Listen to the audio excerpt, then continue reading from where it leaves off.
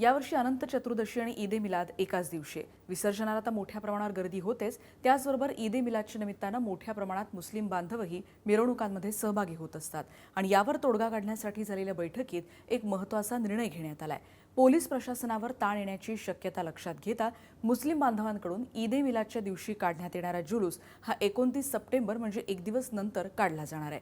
मुस्लिम बांधवांकडून घेण्यात आलेल्या या निर्णयाचं पोलिसांनी देखील कौतुक केलंय, कारण पोलिसांना या दोन्ही दिवशी मोठा बंदोबस्त तैनात करायचा आहे। याआधी मालेगाव, मनमाड, नाशिक, धाराशिव यासारख्या शहरांमध्ये मुस्लिम बांधवांकडून हा निर्णय घेण्यात आला होता।